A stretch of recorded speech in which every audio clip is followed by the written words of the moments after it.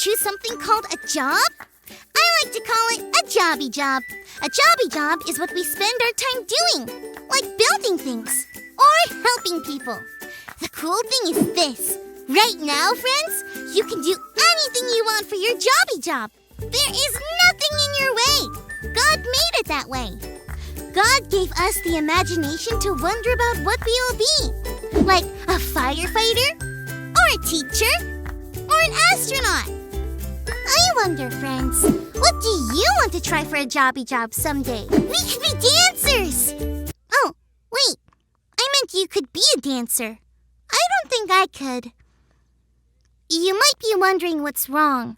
Well, give me a minute to tell you. The other day, my friends and I were out listening to music. The music was so fun, it made us all want to wiggle. Do you ever start to wiggle when music is playing? Why not? Just wiggle away! Our wiggles turned into dancing. We were having fun, but then I heard one of my friends say that my dancing looked weird. I felt really bad. I wonder, have you ever felt like that before? Have you ever felt bad about something someone said? It's not fun. Now, whenever I start to wiggle or dance, this happens. Oh yeah, this is so much fun! I'm dancing. I wonder, do I look weird? I think I might. Oh no. God's voice would tell me to wiggle and dance away, but I'm listening to something different. Which do I listen to? I need to wonder about this while we check out our Bible story.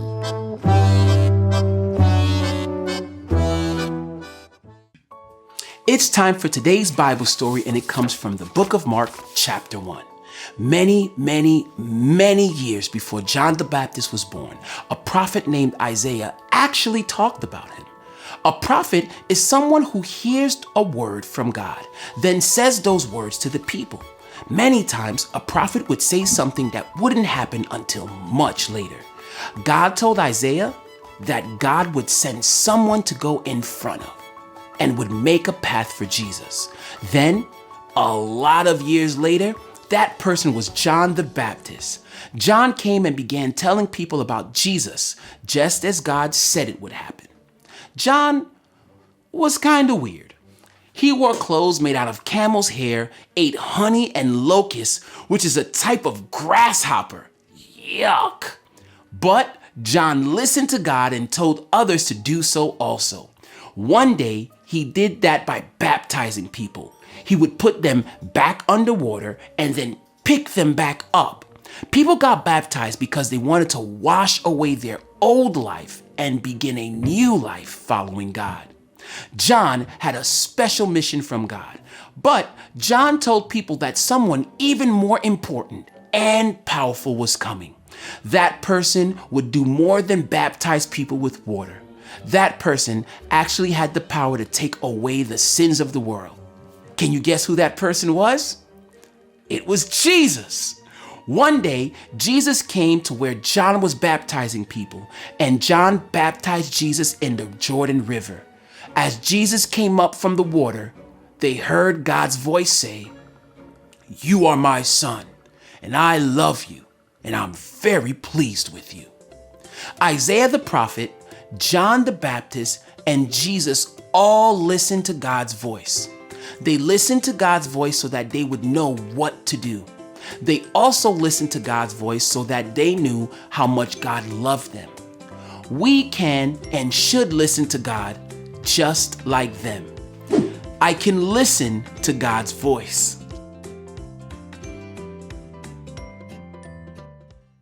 Whoa! That John seemed like a pretty cool guy. And did you hear?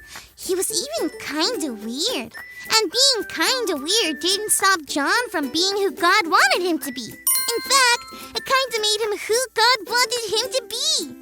John just had to keep listening to God's voice over any others. Maybe my wiggling and dancing is a little weird. Maybe that's what makes it exactly the way it should be.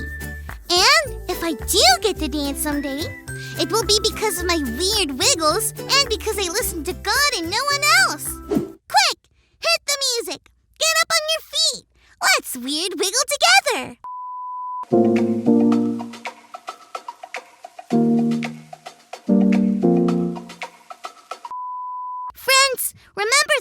can be anything, just like John, and just like Jesus.